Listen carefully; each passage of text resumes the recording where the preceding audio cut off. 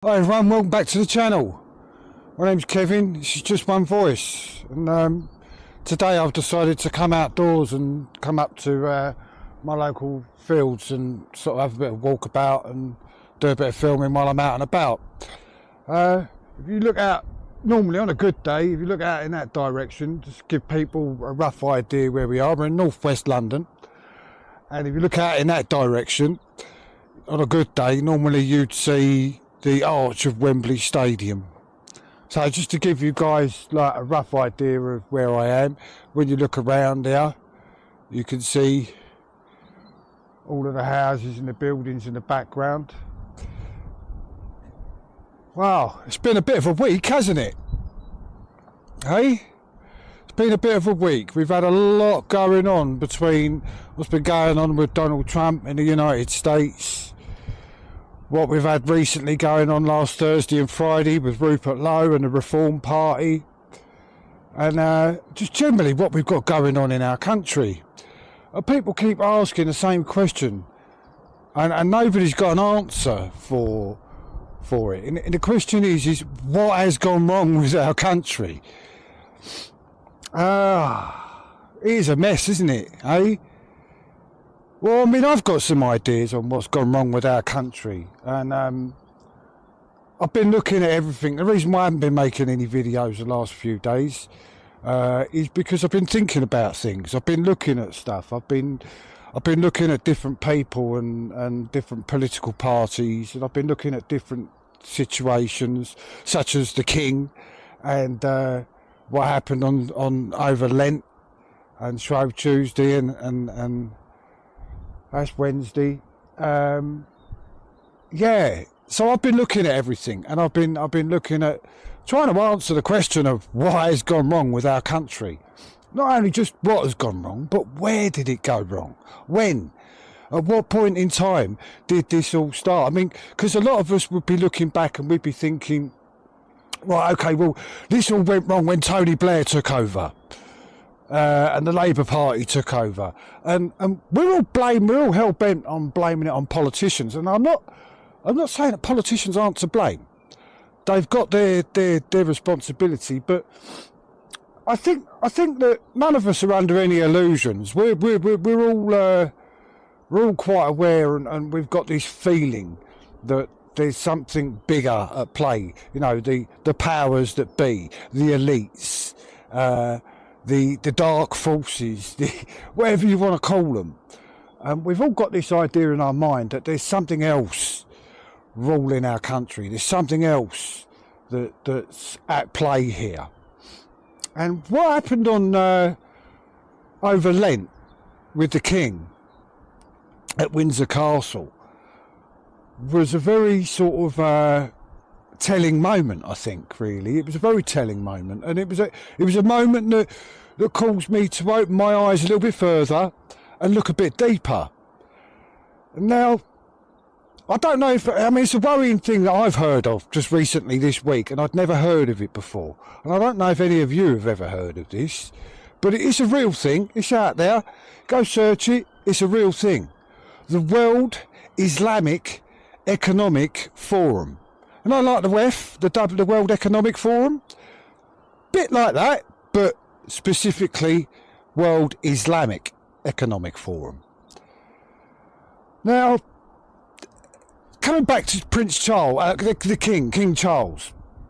I mean, at the time when some of what's been going on, now,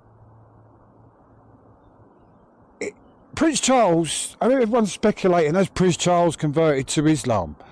And I can't answer that for you. I don't know whether Prince Charles has converted to Islam. If he has, he's done it quietly. But I've been looking at it all, and it would seem, and it does seem like there was a decision made a long time ago. And it was a decision that basically came to the conclusion that they don't like us, the powers that be, that is. They don't like us. They don't like that lot. They don't like the British. And it would seem that there is some sort of ulterior motive plan at play to replace all of us. Now, I've just been looking at the situation and taking the temperature, which way the wind's blowing, and looking at history, because we don't teach history in school anymore, do we? So a lot of our kids and a lot of our younger people wouldn't know a lot about history anymore because they don't teach it. But history is really important. And the reason history is really important is because history allows us to learn from our mistakes. Yeah? If you take the history away, then we're unaware of what the mistakes were and we repeat them again. Which, now, if you look at 1643 through to, I don't know, say 1650, 1648, 49, we had civil war in this country. Yes, we did. We had civil war. And it was, believe it or not, it was between two groups of people that both practiced the Christian religion. And I'll be very honest with all of you. The parameters for which civil war can propagate and take place and happen, well, history is repeating itself right now. And we've got, for want of a better way of putting it, a bunch of charlatans sitting in the House of Parliament who are all leading us, either knowingly or unknowingly. Either way, it doesn't really matter, because like whether it's knowingly or unknowingly means incompetence, knowingly means complacency, so it doesn't really matter. But they are either knowingly or unknowingly leading us all down a path where we're going to end up with a civil war in the United Kingdom within the next 6 or 7 years, maybe sooner. It all depends on the actions of people, doesn't it? It all depends on the actions and the behaviour of politicians. Sorry, I just want to keep looking out of the view. But it does. It all depends on the actions and the behaviour of the politicians. And I can't see that we're heading anywhere other than down that path at the moment. Even the people that want to unite us all are inadvertently dividing us further.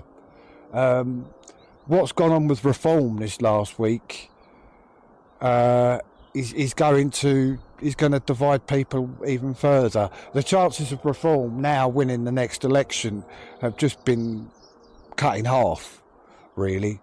I think I've been listening to Paul Thorpe and Richard Inman and some of the others, and they've been suggesting this idea of putting together a delegation to go to the United States of America and speak to J.D. Vance, and Richard Inman's throwing out this idea of a grand coalition. And of course, then we've got the likes of Ukip and Nick Tanconi, who, to be fair to him, likeable chap, likeable guy, but I think he's going to be a little bit too religious for what people want in this country. And I would say to anybody out there who's looking to religion to save our country or save us, be careful what you wish for. Be careful what you wish for. Religious fanaticism is not a good thing. Anybody who's religiously fanatical or religiously fundamental, we need to be careful of. We do need to be careful of them. I'm not a religious person. I do believe in God. I believe in looking into yourself for the answers as to what's right and wrong, rather than looking to the words of a book which will steer you in various different wrong directions. That's just my opinion. But the idea, coming back to Richard Inman and Paul Thorpe's idea here now of putting together a delegation or a grand coalition. This last week I have been constantly thinking to myself over and over again that if we rely on, and I point in that direction, this shower of beautiful people we've got sitting in the House of Parliament to save us, the can's going to get kicked down the road, we're all going to be disappointed, and things aren't going to get any better. Now, this is me speaking to Paul Thorpe and Richard Inman here, and the rest of you, everybody. If we're going to win our country back, and we can win our country back, we are going to need to form our own round table. We are going to need to form our own round table of high caliber people that we've handpicked for the job of saving this country. And I wouldn't even object to seeing some of our own people sitting at that table. At the end of the day, we have the people in this world. We have the doers and we have the academics, and the doers won't get much done without the help of the academics, and the academics won't get much done without the help of the doers. And so I think it's only right and proper that the doers, at least some of the doers, get a seat at that table with these academics, with these people that are going to find the words to eloquently save our country from this tyranny that we've got in Keir Starmer and Co. I totally agree. We do need to do something.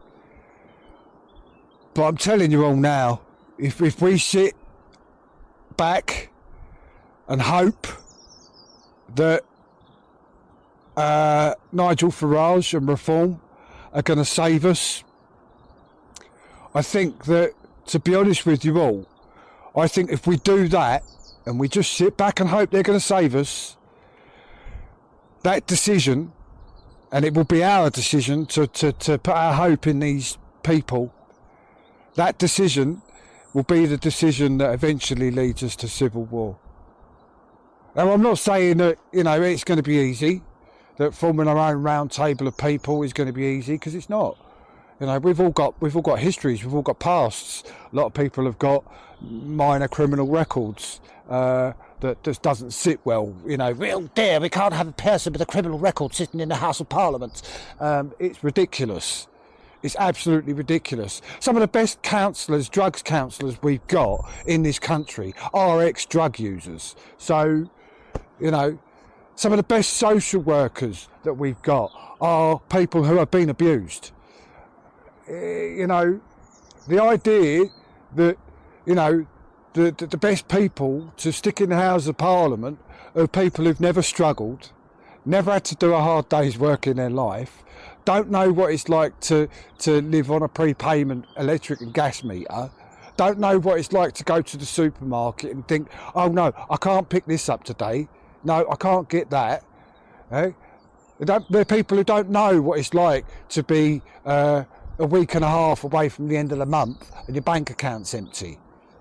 Okay, so the idea that these people who don't know anything about this kind of life that me and you have to live are the people who are best placed to sit in the House of Parliament and rule over all of us.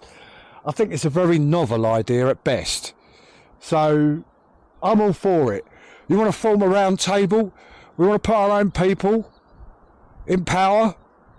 You want to have academic people who don't look down at us and see us more as the muscle for what makes things happen in this country, the energy.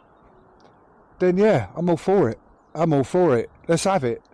Let's get Liz Truss and Rupert Lowe, Ben Habib, and some of the others. Let's get them all. Let's get them all to sit round a table. Let's get some people like us to sit round that table with them. Yeah, if they're not too up themselves to sit round a table with people like us, that is.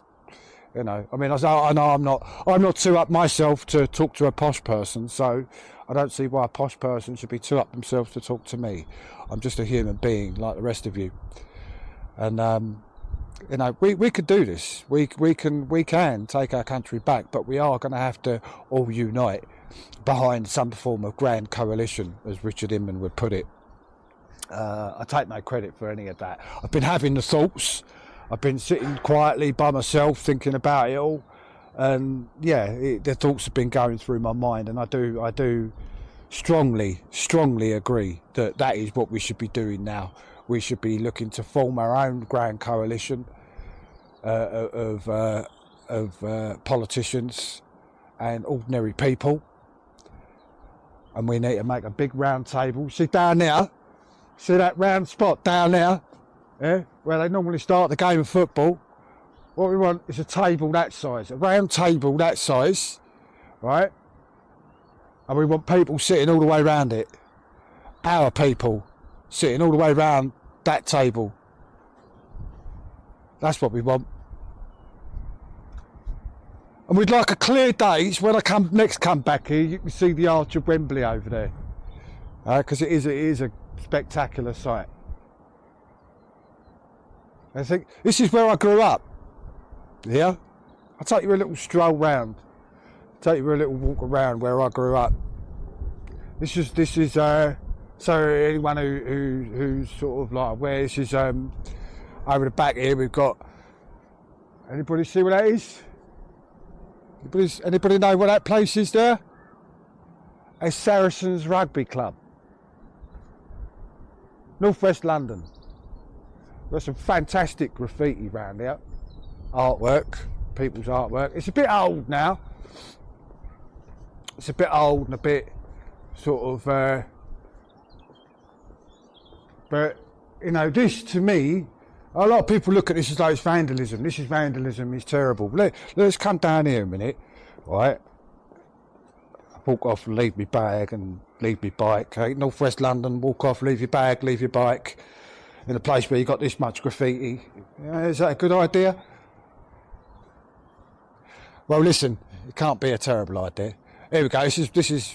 So they repainted it all, and they decided when they repainted it, you wouldn't believe this. They repainted all the walls all orange, and then once it was all done, they got the graffiti boys back to redo the graffiti.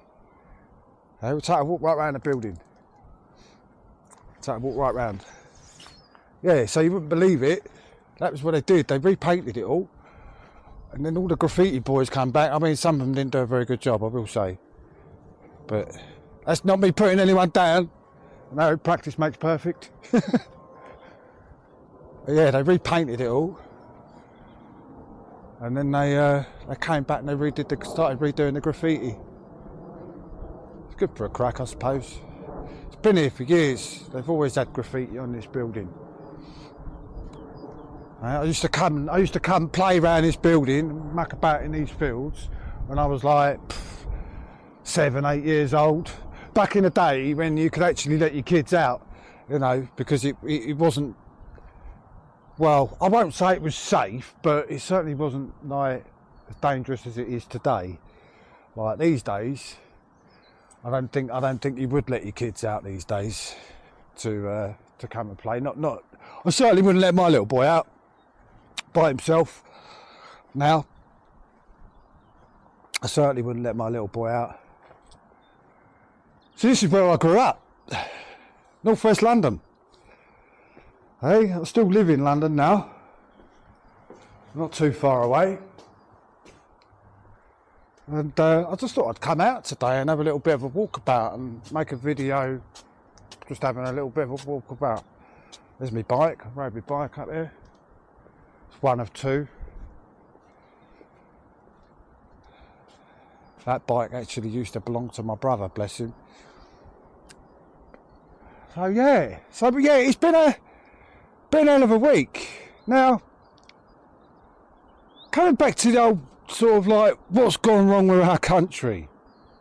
Well, I'm going to put it out there, and people can call me a conspiracy theorist or whatever, because I don't have any evidence for this whatsoever, and I've only got what visual evidence I can pick up on. Now, King Charles, right? he's invited Islam into Windsor Castle on Shrove Tuesday, Lent, yeah, over Lent. Anyway, try to put your anger to one side about that. King Charles, I don't know if anybody's aware of this. King Charles learned Arabic. Well, it's a man who failed his exams, right? He learned Arabic specifically so that he could read the Quran and study the Quran. So, I'm not going to say too much more, but there's you can see that there's definitely a desire within the man to want to know more about Islam. And then you've got the World Islamic Economic Forum, and you've got what's currently going on in our country with what does seem to be favouritism. Not just favouritism of an ethnic group, but I think this country's undergoing a change of face.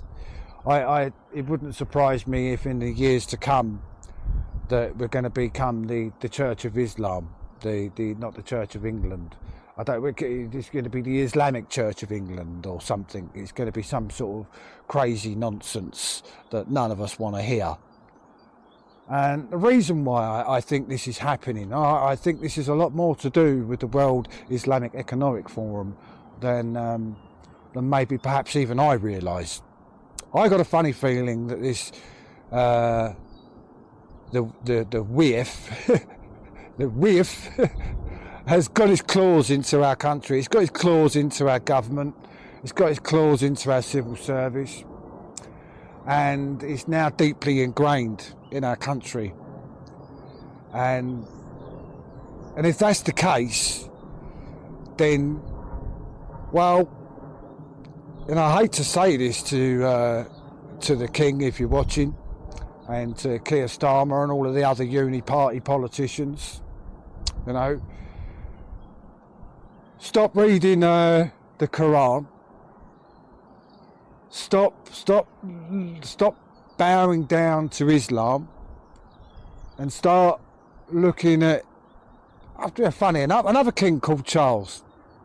Start looking at the history of 1643 to 1648, 49, 50. Start learning your history. Wake up, open your eyes, and see the path that you're all taking us down. Because to me, right now, it seems like you are deliberately trying to take us down a path that's going to lead to civil war. And I can't allow that to happen. See, there's things I can't say to you lot on YouTube. Things going back in my past, in my life, that I can't just out and say, oh yeah, you know, this, that, the other, blah blah blah.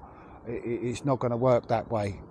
I'm not here to try and frighten people. That's not what I'm here to do. We need to find a way of preventing what is going to happen. And if you don't think it's going to happen, well, it's very naive. It's very naive to think that this is not going to end with civil war, because it is. If our politicians or our people, something needs to happen. And I don't think it's going to be the politicians. The politicians aren't going to. If they wanted to put a stop to this, and they wanted to stop this, they'd have done something about it 10 years ago, 15 years ago, 5 years ago, a year ago, now. Right? They don't want to stop it. They're not interested in stopping it. I call me a cynic, but it wouldn't surprise me if they'd be happy for a civil war to go ahead. Yeah, I won't say for why, but it wouldn't surprise me to learn that they'd be delighted about it, because I just don't think very much of them, I'm afraid, and I don't think a lot of other people think a lot of them. So the only thing now that can prevent and stop a civil war, in my mind, is us. Me, you, anyone else who's watching this video. If we all put our heads together and we all round table, if we all put our heads together and come up with a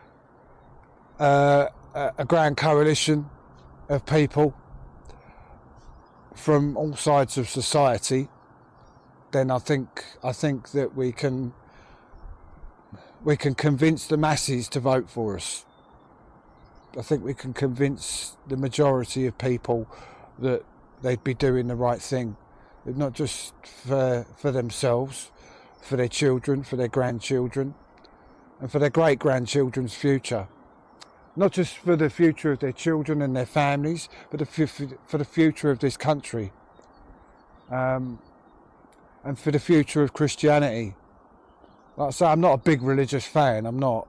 I don't really go in for organised religion. But all of that said, this is a Christian country, and it should remain a Christian country. Jesus, right? It should remain a Christian country. And anything that wants to change that, there's never been a change of faith in this country without conflict, without a battle, without bloodshed. So, with all of that in mind, let's sort it out. Let's come together. Thank you for watching. See you again soon.